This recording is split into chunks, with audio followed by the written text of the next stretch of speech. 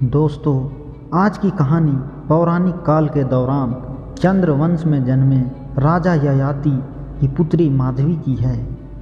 गालव ऋषि द्वारा अपने गुरु विश्वामित्र को गुरु दक्षिणा में 800 श्याम कर्ण अश्व देने के लिए माधवी ने 3 राजाओं और महर्षि विश्वामित्र के साथ संबंध बनाए थे।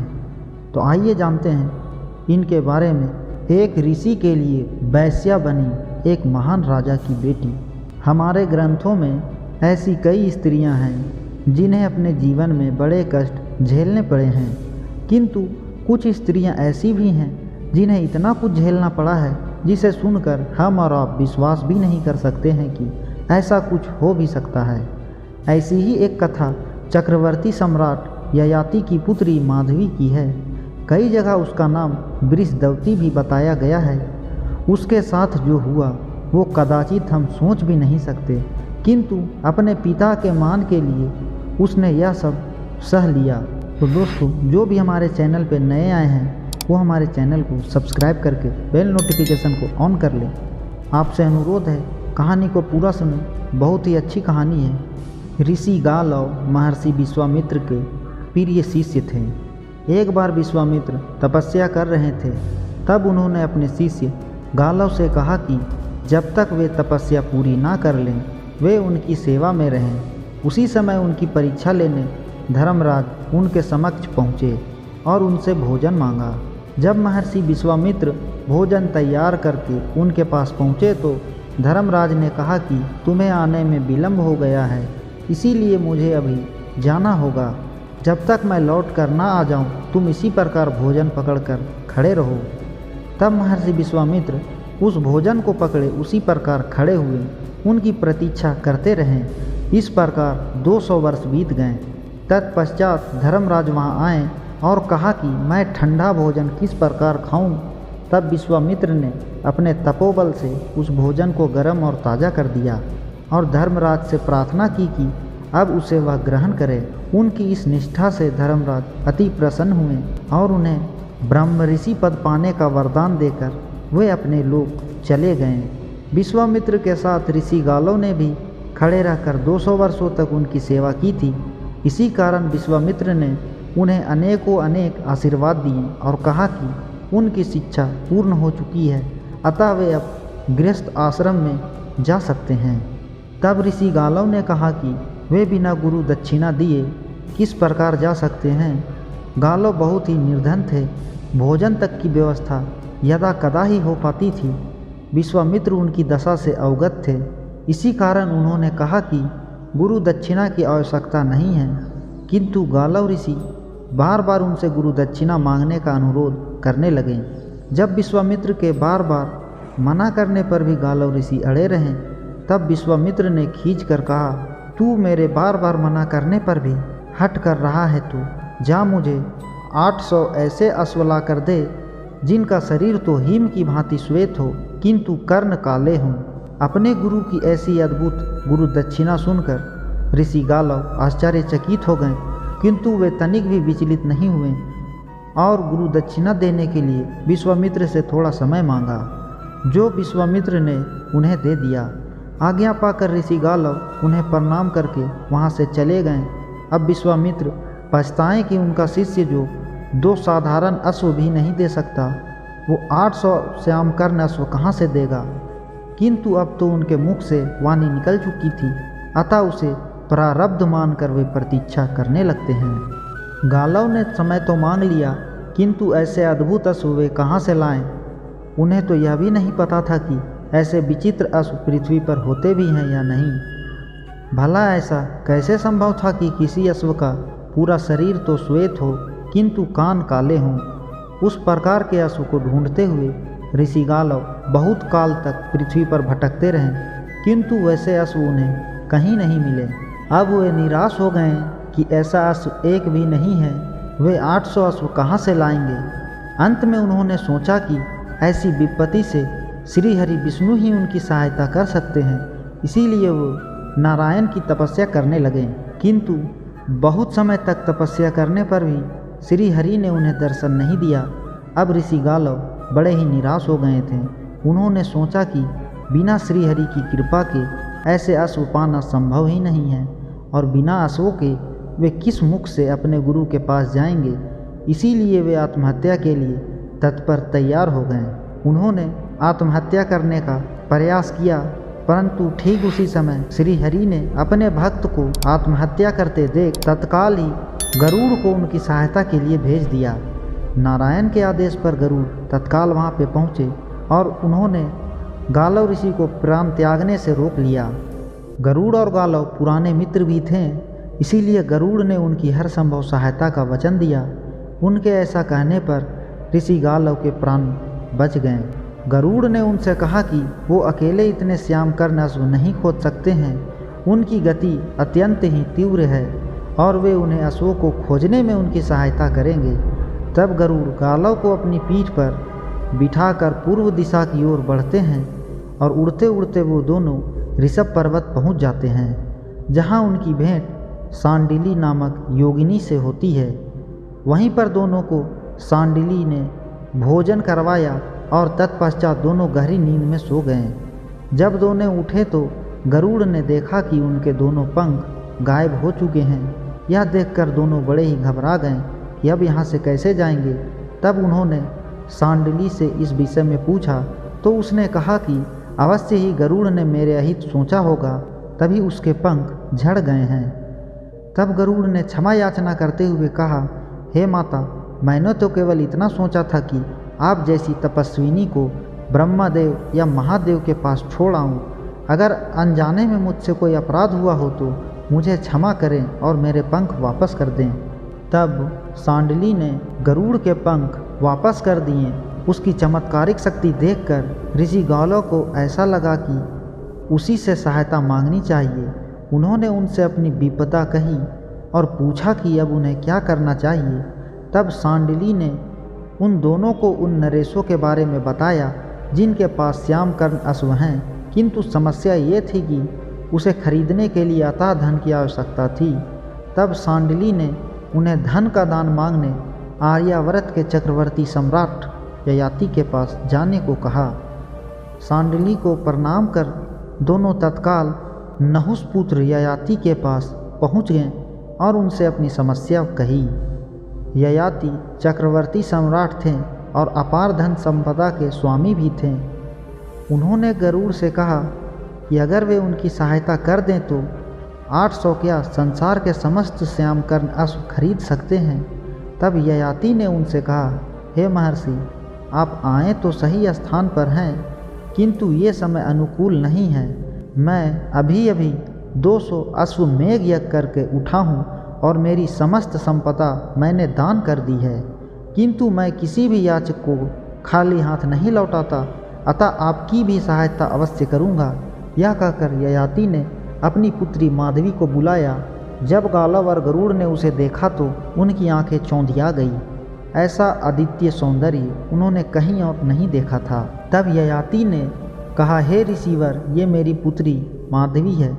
इसे वरदान प्राप्त है कि इसके 4 तेजस्वी पुत्र होंगे और प्रत्येक प्रसव के पश्चात ये पुनः कन्या हो जाएगी। मैं भी इसके लिए सुयोग्य वर ढूंढ रहा था। आप इसे ले जाइए और इसका कन्यादान कर जितना चाहें श्याम कर्ण अश्व ले आइए। इसका सौंदर्य ऐसा है कि पृथ्वी का कोई राजा क्या, स्वयं देवराज इंद्र भी इसके लिए स्वर्गलोक छोड़कर आ सकते हैं। किंतु जैसे ही आपका कार्य हो जाए आप इसे पुनः मेरे पास छोड़ जाइएगा। गरुड़ और गालव ने ययाति का हार्दिक आभार माना और माधवी को लेकर अपने साथ चले गए। जाते हुए ययाति ने माधवी से कहा, हे पुत्री, मैं जानता हूँ कि तुम 4 तेजस्वी पुत्रों की माता बनोगी। ऋषि का वरदान कभी झूठा नहीं होता। मैं तुम्हें ऋषि गालव के सुपुत्र कर रहा हूँ। आज से वही तुम्हारे पालक हैं, इसीलिए वे जो भी आज्ञा दे उसे निसंकोच पूर्ण करना, क्योंकि ऐसा ना करने पर तुम्हारे पिता का अपमान होगा। तब माधवी ने उन्हें वचन दिया कि वे वही करेगी जो ऋषि गालव उनसे कहेंगे। गालव ने भी उन्हें वचन दिया कि कार्य की समाप्ति पर वे माधवी को उनके पास छोड़ देंगे। फिर तीनों ने ययाति से विदा ली। माधवी को लेकर गालव और गरुड़ सर्वप्रथम अयोध्या के राजा हर्ष के पास पहुँचे। उन्होंने उनसे कहा कि हे राजन, किसी कार्यवश हमें 800 श्याम कर्ण अश्व की आवश्यकता है। इसके बदले महाराज ययाति की ये सुंदर कन्या आपका वरण करेगी। आज संसार में इससे सुंदर और शीलवती कन्या कोई नहीं है, अतः आप इसे श्रेष्ठ कन्या को पत्नी के रूप में वरण करें और हमें 800 श्याम कर्ण अश्व प्रदान करें। राजा हर्ष माधवी को देखते ही मुग्ध हो जाते हैं, किंतु उनके पास केवल 200 श्याम कर्ण अश्व थे। ये बात जब उन्होंने ऋषि गालव को बताई तो वे बड़े ही निराश हुए। तब हर्ष ने उन्हें बताया कि काशी के राजा दिवोदास और भोजनगर के राजा उनीसर के पास भी 200 श्याम कर्ण अश्व हैं, किंतु समस्या ये थी कि अगर माधवी का विवाह हर्ष से कर दें तो फिर अन्य राजाओं को देने के लिए उनके पास कुछ भी नहीं बचेगा। तब ऋषि गालव को एक उपाय सूझा।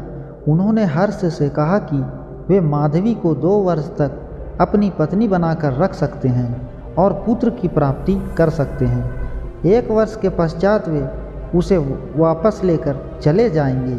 हर्ष तुरंत इस बात के लिए तैयार हो जाते हैं। माधवी ने जब ये सुना उसके दुख का कोई सीमा ना रही, किंतु उसे अपने पिता का वचन दिया था कि गालव जो कुछ भी कहेंगे वे उसे अवश्य करेगी।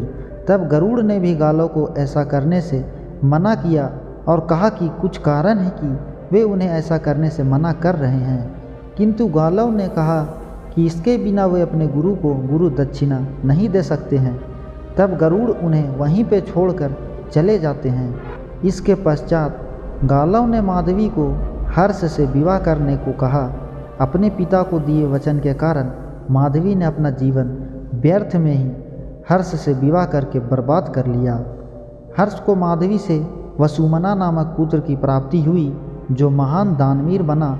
वरदान के कारण प्रसव के बाद माधवी पुनः कन्या बन गई। 1 वर्ष बीत गया। उसके बाद ऋषि गालव उन 200 अश्वों को कुछ समय के लिए अयोध्या में ही छोड़कर माधवी को लेकर काशी पहुंच जाते हैं। वहां 200 अश्वों के बदले उन्होंने राजा दिवोदास के सामने भी यही शर्त रखी।